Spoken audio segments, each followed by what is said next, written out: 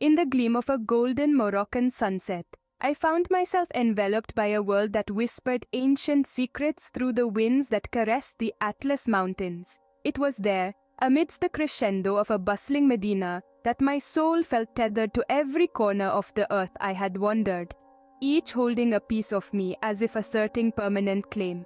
And yet, paradoxically, it was in this very moment of profound connection that I realized my journey of full-time travel must come to an end. It wasn't weariness of wandering, but an awakening, an understanding that to truly honor the places I've been, I must let them go. Travel, long believed to be an endless sojourn of revelations, had given me more than just glimpses into unseen worlds. It had rewoven the very fabric of my existence.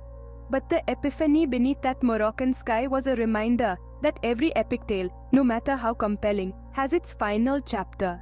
As the sunset painted the sky with its last brush strokes of light, I knew it was time to find a new canvas. My journey began not with a flight ticket, but with a dream, a fervent wish to taste the myriad flavors of life swirled together by diverse cultures.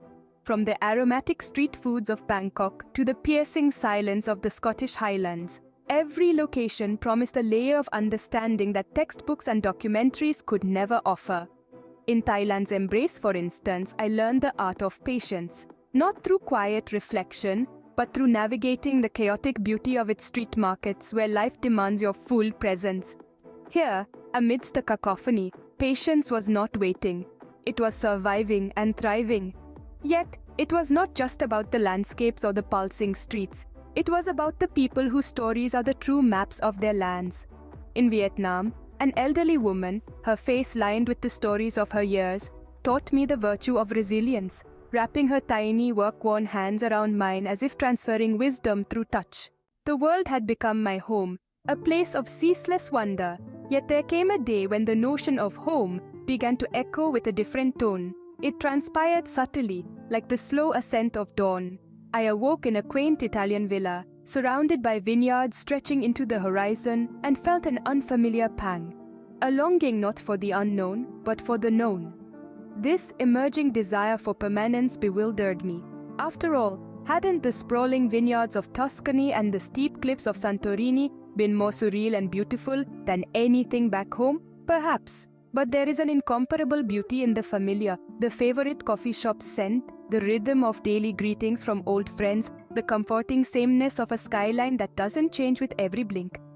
Coming home was not a retreat, but a brave new voyage into the unexplored territories of my own heart. It was about rediscovering the community I had left behind and realizing that my globe-trotting adventures had changed not just my view of the world, but my role within it. In returning, I learned that the essence of travel is not the ceaseless acquisition of new vistas, but the integration of experiences into a life well lived. The majesty of the foreign had given way to the beauty of the routine, and I found peace not in constant motion but in rootedness.